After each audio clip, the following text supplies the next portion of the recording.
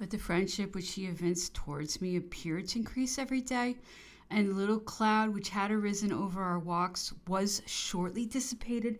Paoli loved to talk to me of England, of the true liberty which reigned in that happy country, of the good sense of its inhabitants, of the admirable equilibrium of its political powers. England, said he, is not a monarchy. It is a wise, powerful republic. Happy would it be for France if she would take England for her model. All these conversations astonished me. They were beyond my comprehension. My wise interlocutor did me more honor than I deserved. His lessons appeared strange to me, and soon they ceased to please me. I observed under the Anglomania, which I understood but very vaguely at that time, a little antipathy towards France. It wounded me deeply.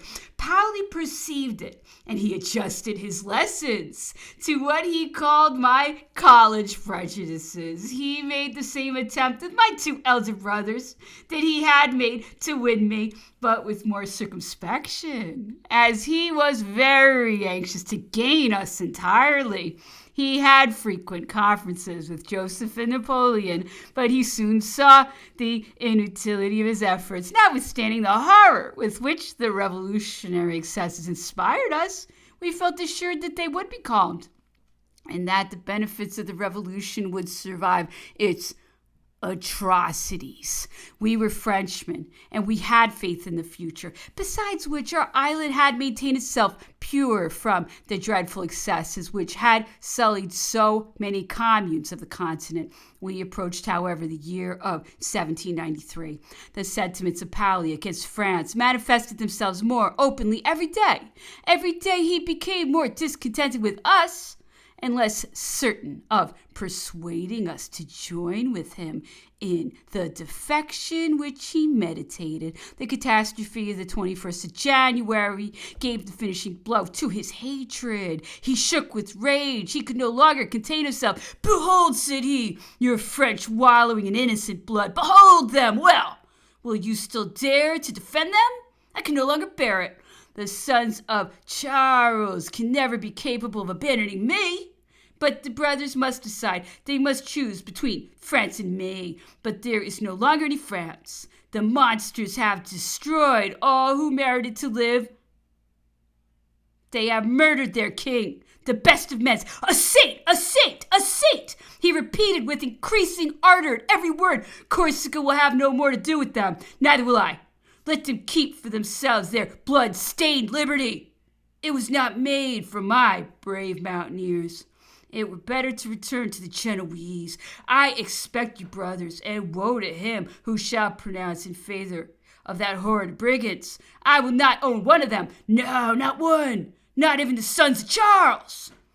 I still behold the ardent old man. His countenance sparkled. His anger appeared to aggrandize him. His error was deplorable, since he saw in our immortal revolution only the crimes of the Reign of Terror. It was in vain that we told him that the execrable regicide of Charles I had not prevented the establishment of English liberty after a time. He would not hear us. But the motive which misled him was as pure as his soul. He was wrong in despairing of the fortune of France, of seeing the salvation of his country only in the union with England, which he esteemed above all other nations. He deceived himself with regard to the future, but he never ceased, notwithstanding his error, to be worthy of himself. Those who have explained his conduct as arising from motives of vulgar ambition did not know him. Peace, honor, and glory to his ashes. They are worthy of the pantheon of a great and free nation.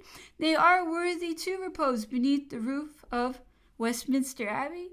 The ancient chief of our country, the friend of our father, the man whom we admired and loved the most, was no on one side, Francis on the other. We separated from Paoli. I quitted Restino, and I returned to Ajaccio to keep our friends in their duties. Joseph ceased to have any influence in the departmental administration. Napoleon rejoined the representatives of the people at Bastia. The opinion of Paoli influenced the whole island. On the 26th of April, 1793, Corsica renounced France. They formed a parliament or extraordinary assembly of the deputies of all the communes. Paoli was nominated generalissimo and supreme chief. The recall of the emigrants, the reintegration of the clergy, and the proscription of the French emissaries and their partisans was decreed. The tricolored flag was abolished everywhere except at Ajaccio, which we succeeded in keeping within bounds. Perceiving that the storm was about to burst over us, the Popular Society determined upon sending a deputation to the Popular Society at Marseille and to that of the Jacobins at Paris to solicit their prompt aid. I was named chief of that deputation, and we departed a few hours afterwards. We well knew him who had raised the standard of war. We were aware we had not a moment to lose. Scarcely, indeed, had we departed when the spirit of insurrection broke out and knew no longer any limits. Viva Paoli! Long live Paoli!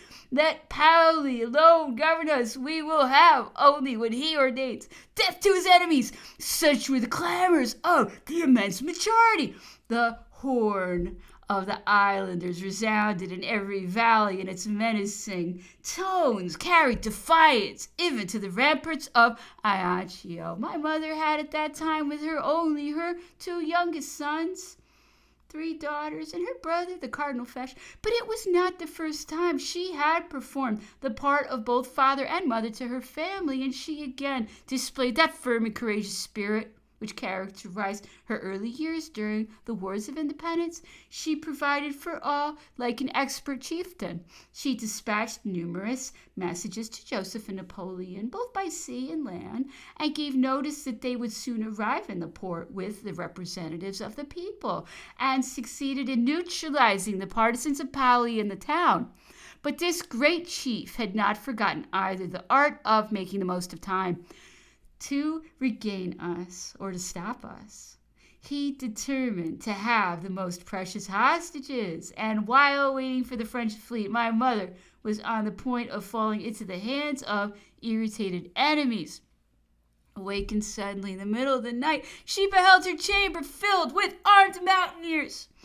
She at first imagined that she was surprised by her enemies, but by the light of a torch of fir which fell upon the countenance of the chief, she felt reassured.